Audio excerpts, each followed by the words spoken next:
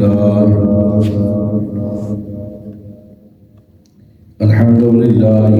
وكفى وسلام على عباده الذين اصطفى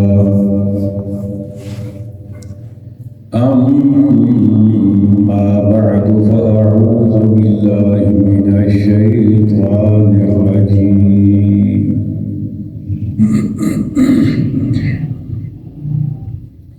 بسم الله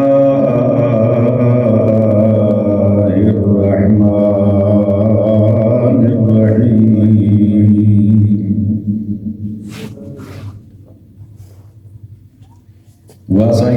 وسيجنبها الأتقى سبحان الله الذي يؤتي ماله يتزكى سبحان الله وما لأحد عنده من نعمة تجزى إلا ابتغاء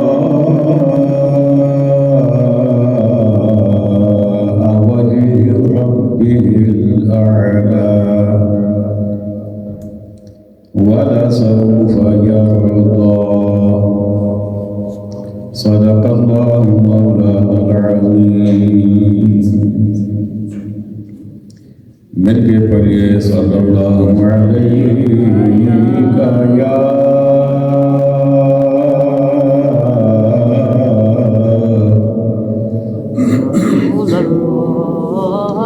رسول اللہ وسلم عليك يا حبيب الله صلى الله عليك يا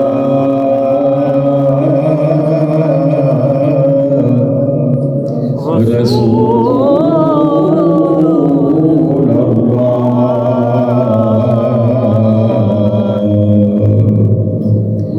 وسلم عليك يا حبيب الله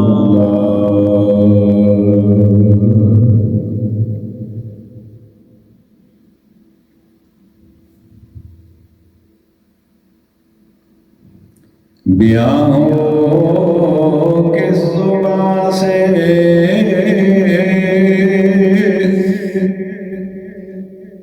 مرتبہ صدیق اکبر کا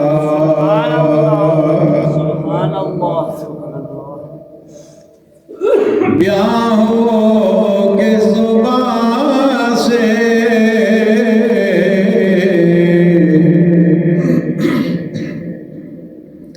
مرتبہ صدیق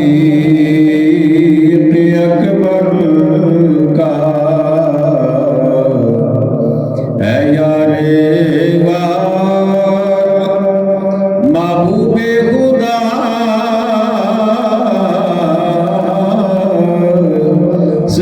صدیق اکبر کا اے یار محبوب خدا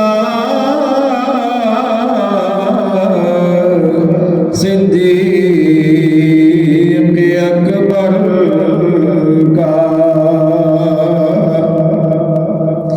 رسل اور انبیاء کے بعد جو افضل ہو عالم سے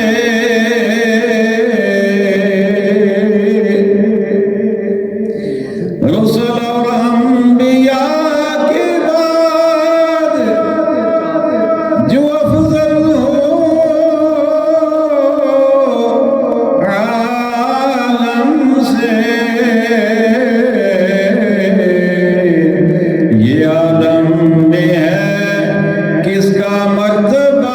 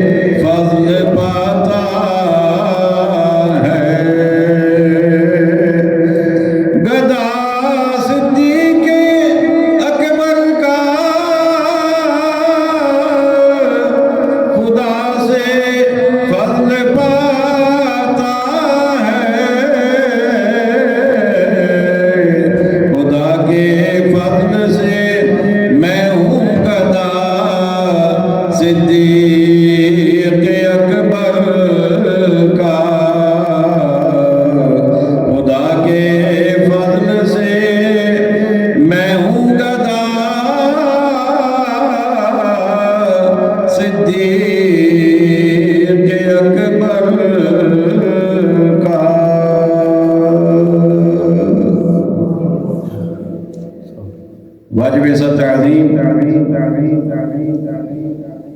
سامعین ذی وقار حاضرین محفل عشاقان مصطفیٰ کریم علیہ الصلوۃ والسلام جان نثاران صحابہ کرام محبان اہل بیت عظام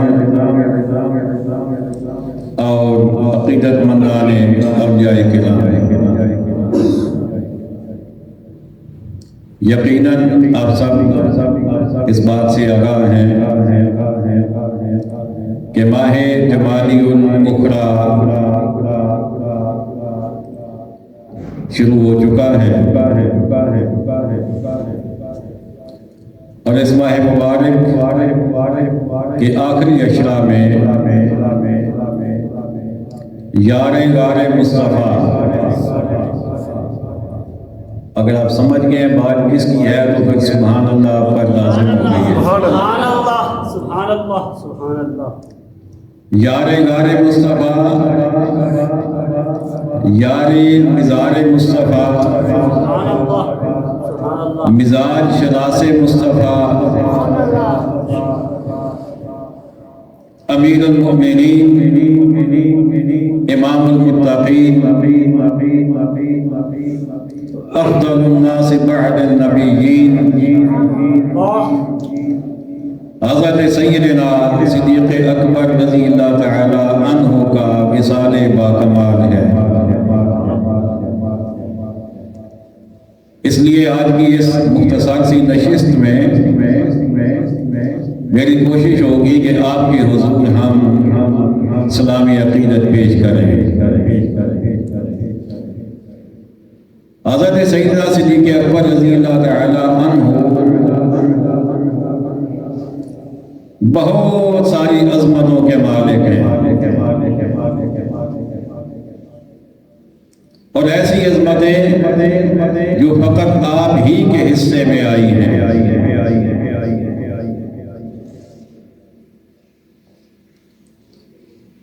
بالغ حضرات میں سے سب سے پہلے ایمان لانے والے سیدنا صدیق اکبر رضی اللہ تعالی عنہ ہیں۔ سبحان اللہ، سبحان اللہ، سبحان اللہ۔ اور پھر بچپن سے لے کر جوانی تک، جوانی سے لے کر عمر کے آخری لمحے تک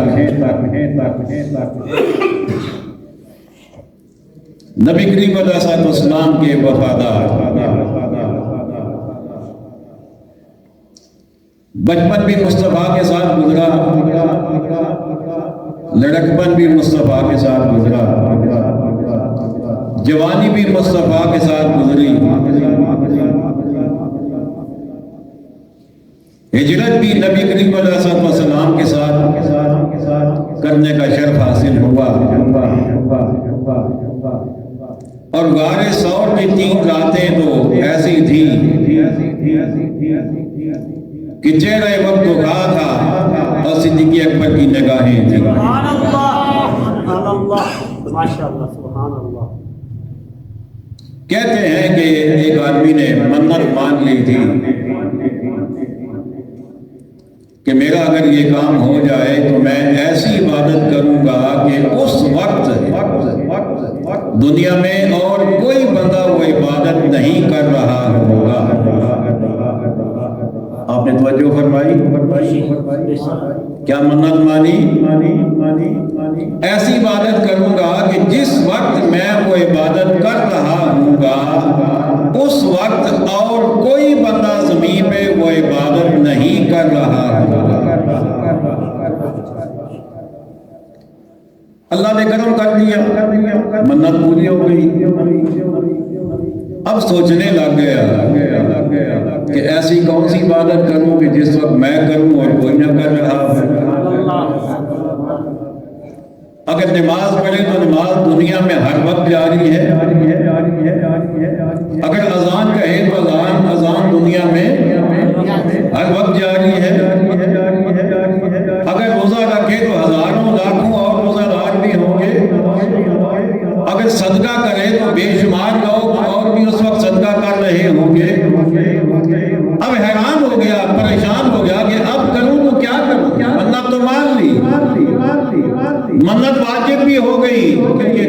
گیا.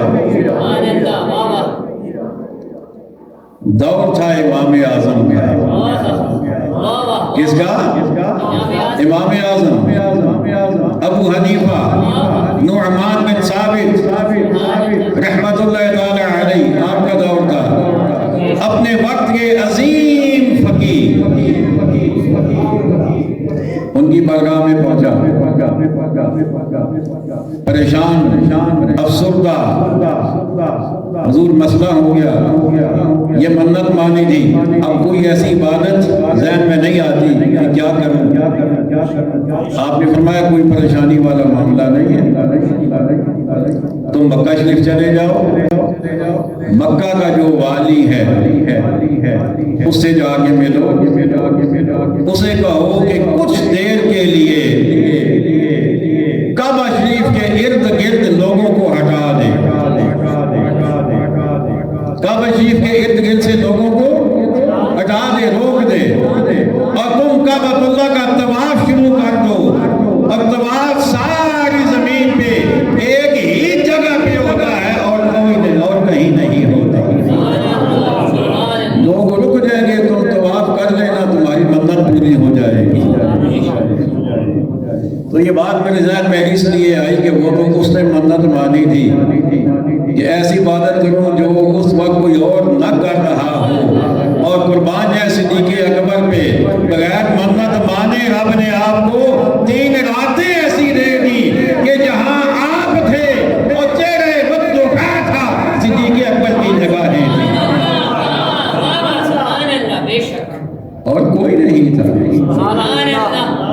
کوئی نہیں تھا. ایک لمحہ نہیں، 2 لمحے نہیں، 1 گھنٹہ نہیں، 2 گھنٹے نہیں، 1 دن نہیں، 1 رات نہیں، 3 دن 3 راتیں. یہ سعادت اگر ملی ہے تو صدیق اکبر کو ملی ہے. اللہ اکبر. اور یہ سعادت کیوں نہ ملتی؟ ان کی دل کی خواہش بھی تو یہی رہتی تھی نا، دل کی تمنا بھی تو یہی رہتی تھی. مدینہ طیبہ ہے، مسجد نبوی ہے، صحابہ کرام ستاروں کی مانند موجود ہیں اور آقا چاند کی مانند ہیں. اور یہ بھی میری مجبوری ہے کہ اس سے اچھی میرے پاس مثال کوئی نہیں. ورنہ کہاں چاند، وہ تو میرے مصطفیٰ کی گرد راہ ہے، وہ تو میرے مصطفیٰ کے اشاروں پہ چلنے والا ہے. صحابہ کی محفل لگی ہے، میرے آقا کریم علیہ السلام کا درائے رحمت جوش میں آیا. آقا نے فرمایا میرے صحابہ مجھے تمہاری دنیا سے 3 چیزیں پسند ہیں. کتنی چیزیں؟ 3 چیزیں. صحابہ ہمتاً خوش تھے، متوجہ تھے ہر لحاظ سے. میرے آقا نے فرمایا میرے غلاموں سب سے پہلے نماز میری آنکھوں کی ٹھنڈک ہے. پھر فرمایا خوشبو مجھے بہت پسند ہے. پھر آقا نے فرمایا کہ اے میرے غلاموں نیک عورت مجھے بہت پسند ہے.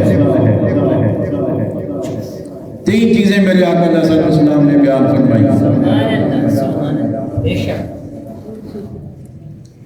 اب چونکہ محفل لگی ہے اور آقا کریم علیہ السلام کا دیدار بھی ہو رہا ہے، آقا کے کلمات طیبات بھی سنے جا رہے ہیں. جب امام الانبیاء حبیب کبریاء شاہ اقصی جناب محمد رسول اللہ صلی اللہ تعالی علیہ وآلہ وسلم نے ایک اللہ فرمایا میرے صحابہ میں تو تمہاری دنیا تو 3 چیزاں پسند نے، 3 چیزاں پسند نے. مینوں خوشبو پسند ہے، مینوں نماز پسند ہے، مینوں نیک عورت پسند ہے. جدوں آقا علیہ السلام نے اپنا کلام مکمل فرما لیا، سیدنا صدیق اکبر رضی اللہ تعالی عنہ نے ادب نال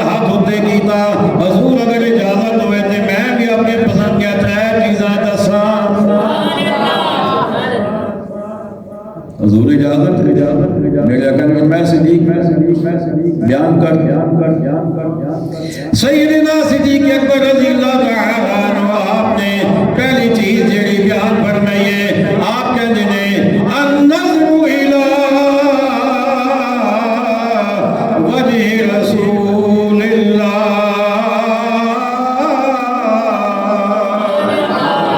سیدنا صدیق اکبر رضی اللہ تعالیٰ عنہ عرض کرتے ہیں کملی والے آقا میری سب کو پہلی تے سب تو پسندیدہ شے کہ چہرہ تواڈا ہوئے اکھاں میریاں ہون میں تواڈا دیدار کردا رہواں تواڈا دیدار کردا رہواں۔ ام نظر الى وجہ رسول اللہ، آقا چہرہ تواڈا ہوئے اکھاں میریاں تواڈا دیدار کردا رہواں۔ کملی والے آقا نے فرمایا صدیق دوجی شے دس، عرض کیتی کملی والے آقا میری دوجی جڑی پسندیدہ شے کہن لگے انفاق مالی علی رسول اللہ۔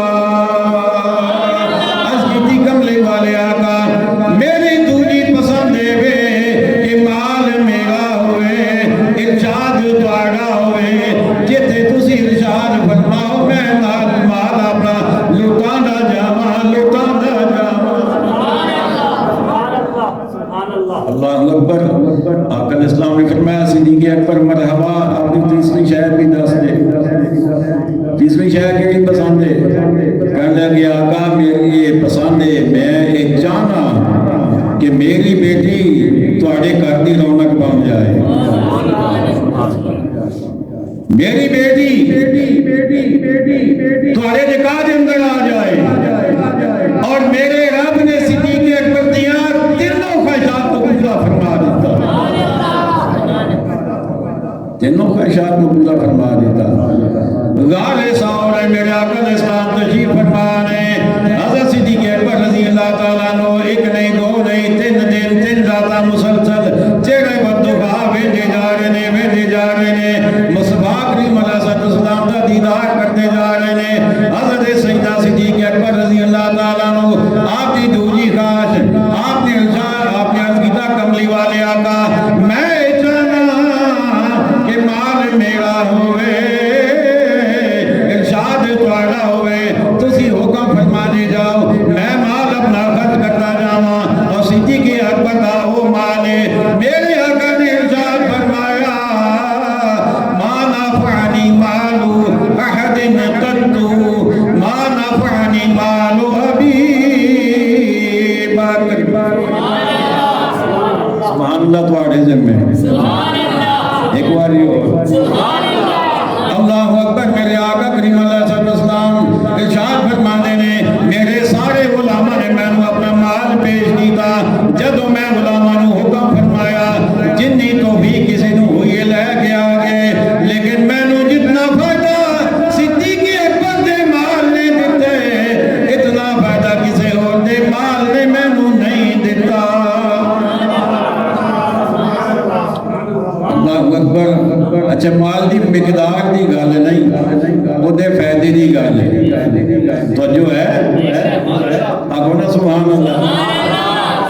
یہ تہاڈی سبحان اللہ جڑی نا یہ مینوں دسدی ہے کہ تہانوں گل سمجھ آ رہی ہے۔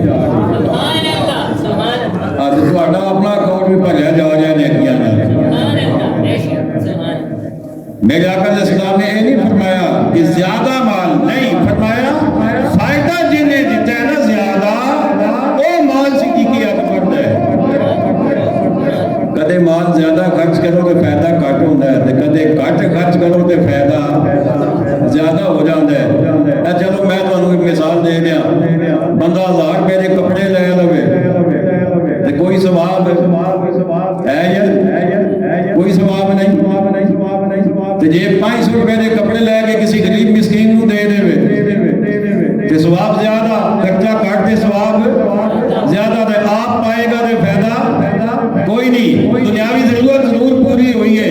تے جے بندہ 10 روپے مسجد کے اندر دے دے تے جدوں تک مسجد جنابے والا چلتی رہے گی انہوں ثواب ملتا رہے گا۔ میرے آقا علیہ السلام نے فرمایا جتنا فائدہ صدیق اکبر دے مال نے مینوں دیتا ہے اتنا کسی اور دے مال نے نہیں دیتا۔ تے اگلی گل جڑی آقا کریم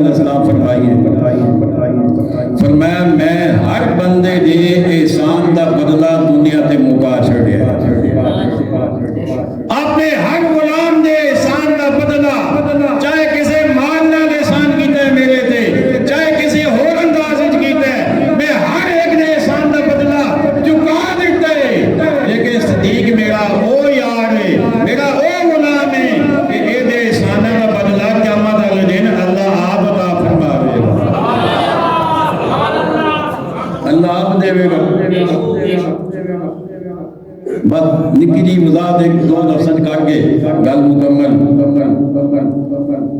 یہ گل نہیں کہ آقا علیہ السلام احسان کا بدلہ دے نہیں سن سکتے اس فرمان دے مطلب نہیں وہ آقا کے جو فرماتے نے اگر میں چاہاں تے او دے پہاڑ میرے نال سونا بن کے چلے